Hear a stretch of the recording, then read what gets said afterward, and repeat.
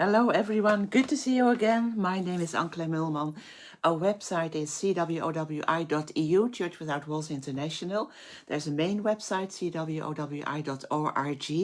but on the European website you can find a lot of articles in different, translated into different European languages, which can be a huge blessing to you. CWOW is all about growing in Christ, about relationships, about fellowshipping with people who are in homes and getting to know one another, learning from each other, learning from the Word, growing in the Lord and becoming mature in Him. Today I want to talk to you about evidence or assumption. Do we go by assumption or do we lead our lives by evidence? And I just want to share something about, not per se is very spiritual, although it is. And actually, I will tell you how I came up with this subject. I was watching a couple of weeks ago an episode of a crime series. One person was taken. I think it was a boy was taken, and then one of the family members, when the police came, they cried and made a remark. Oh, I think they've killed him already. And then that police guy, actually, I'm sorry, my hair is whatever. And then a police agent, or he was investigating what had happened, and then he said, we have been taught to go by evidence and not by assumption. I've been taught to go by evidence and not by assumption. And then I thought, oh, that's a great remark, actually, to go by evidence and not by assumption. How often is it that we go by assumption and not by evidence? So I looked up in the dictionary what it says about evidence. It says it's the available fact or information indicating whether a belief is true or valid. It is factual info used as proof to support a claim or a belief. Okay, so to support a claim or a belief, something you believe, but this will support it. It's an evidence. It's an available fact. Okay, whether what you believe is true or not. So, and the dictionary mentions about assumption, a thing that is accepted as true or as certain to happen without proof or evidence, or something you assume to be the case even without proof. So oftentimes we live our lives by assumption. We assume something is true. We assume something is the case, but we do not have proof. We do not have evidence. And assumptions come from the head. They may originate from an emotional place, but they are essentially just an opinion.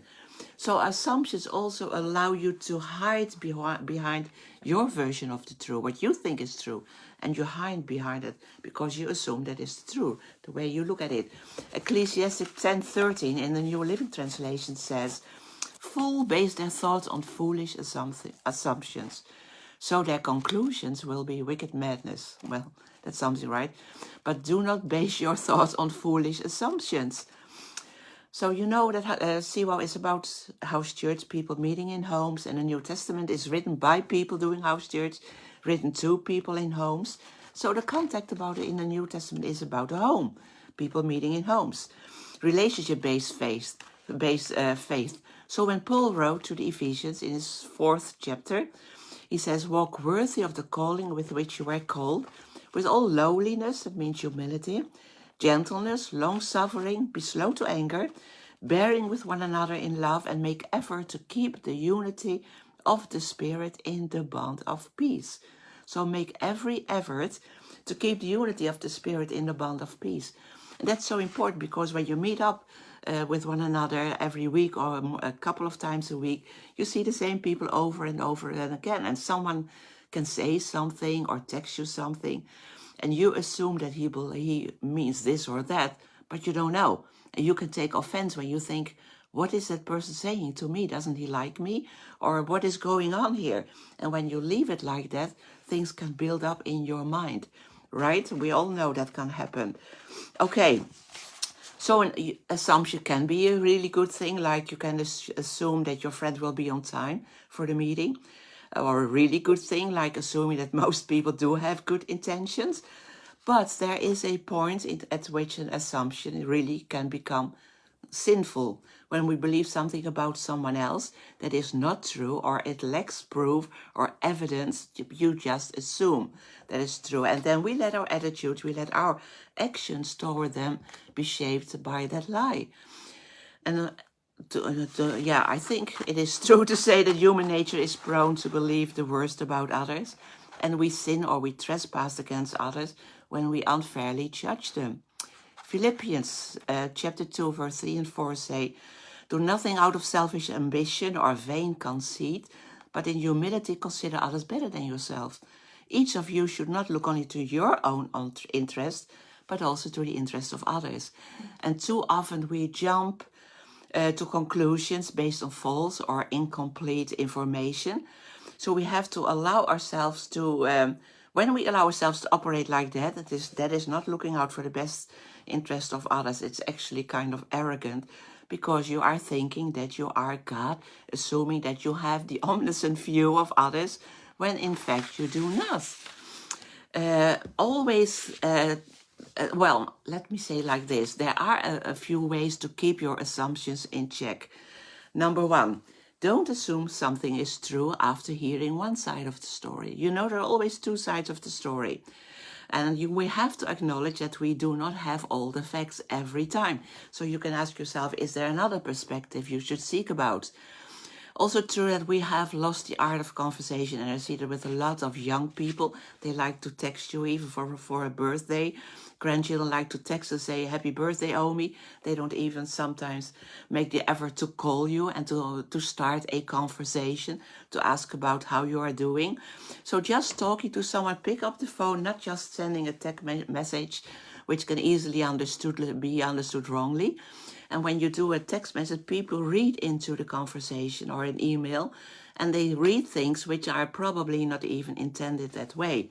So don't assume you know something to be true after hearing one side of the story. And don't assume, number two, you have been intentionally mistreated or forgotten or ignored. Sometimes people cannot understand another person's situation. It happened to me many years ago when our children were small. I think I had 3 kids at that time. One was in the buggy and 2 were walking next to me, and I had to go to the bookshop where Will was working, so I came by bus. And then it was a busy street, and I had to keep my kids in check. So I was not looking around to see if there's anyone I knew. Later on, I was asked what was the problem between me and another young couple. They did not have children. I said, "Well, I don't know, nothing is wrong." I said, "Yeah, they came to me and they think that you ignored them willfully. You didn't want to greet them." So we had a conversation. They said, "Yeah, you know that time when you walked up to the bookstore, we say, 'Hi, Ank,' and you didn't even see us, or you ignore us. What's going on? Do you really think that you are more than we are? Do you think that you are a better person than we are?" I said, "Well, I'm so sorry. I had no idea.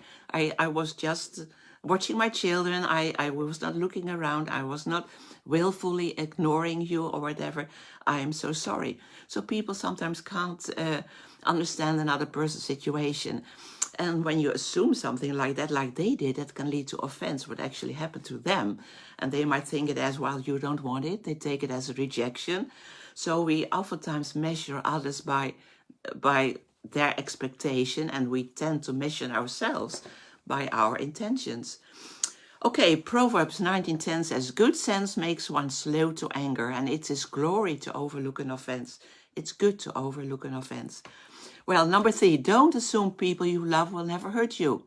Wow, you think, okay, those people, they love me in house church, my mom, my dad, my granddad, whatever, the people that I fellowship with a lot and that I love, they will never hurt me. Well, nobody's perfect. Spurgeon says, "Even the best men are men at best." It's a dream to think that leaders or pastors or good friends will never disappoint you. They will at a certain point disappoint you. But of course, we should all strive to live above reproach. But we are humans. We are not perfect. And it's true that the people that are the closest to us, they can hurt us the most.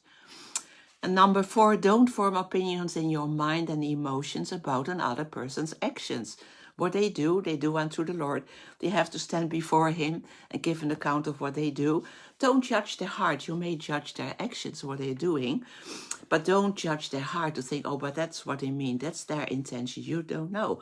God knows. We shall all stand before the judgment seat of Christ. Romans 14 says, each of us shall give an account of himself to God. Let us not judge one another anymore, but resolve this, not to put a stumbling block or a cause to fall in our brother's way. Okay, that's up to us. If another takes offense, that's that person to deal with, and they must not assume that they have to find to seek out the truth and pick up the phone and start a conversation and saying, well, I heard you saying this or that. Is that what you really meant? Just have a conversation. So the best way also to avoid wrong assumptions about others is recognizing that God loves you so much. There was an incredible grace that God has extended to you. Only then you will be able to extend the same grace to others and assume others better than yourself. Romans 12, verse 3, Paul says, I say through the grace given to me, not to think of himself more highly than he ought to think, but to think soberly. And soberly means to regulate your thoughts. Keep your thoughts under control. Don't let them go everywhere, and then your emotions are out of control too. Colossians says, chapter 3, 12 and 13, put on tender mercies, kindness, humility, meekness, long-suffering, bearing with one another. That's a good thing, right? And forgiving one another. If anyone has a complaint against another, even as Christ forgave, you must also do. And I want to read with you 1 Corinthians 30 in the Amplified, because I have it here written out on the paper, and now and then I go over it because it is so rich. And I start from verse 4. It says, love endures long and is patient. It's patient and kind. And patient means to refuse to retaliate with anger because of human reasoning. Okay, you refuse to do that. You are patient. Love never is jealous nor boils over with jealousy. It's not boastful or vainglorious. It doesn't show off. It doesn't need too much attention.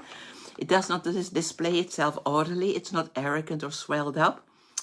Love is not conceited. That also means arrogant and inflatable with pride. It's not rude. It's not unmannerly. It does not act unbecomingly. Wow. So things we have to check ourselves now and then. How do I act? Am I rude to people? Love doesn't insist on its own right or on its own way, for it's not self-seeking. Well, that is a lot too. Are you self-seeking? Do you insist on your own right, or can you let go? It is not provoked, not overly sensitive and easily angered. Are you overly sensitive? When someone says something to you, do you have like there's an expression in the Dutch that we say someone has long toes, or that's don't step on his foot. I don't know how to say that in English. You probably have an expression like that too, but they are oversensitive. It does not take into account a wrong endured. It does not pay attention to a suffered wrong. Wow. It does not rejoice at injustice and unrighteousness, but it rejoices when right and truth prevail. So truth, so you have to know the truth, yeah, right? Not just assume anything. Verse 7, love bears up under anything and everything that comes. It never gives up. It's ever ready to believe the best of every person. There you go. It's ever ready to believe the best of every person. It looks for the best in each one. Can you do that when you are together with other people? Are you ready to believe the best? Are you looking for the best in someone else? Its hopes are fadeless under all circumstances, and it endures everything without weakening. And then it says love never fails. Wow. When you want to keep the bond of peace in your house church, in your family, in your home, okay, this is a good thing to check. And to know that the love of God is shed abroad in your heart, right? You have to let it come out of you, right? You have to regulate your thoughts. Don't assume things.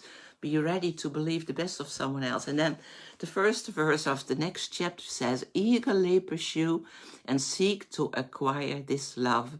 Eagerly pursue means chase it like a hunter is pursuing a catch.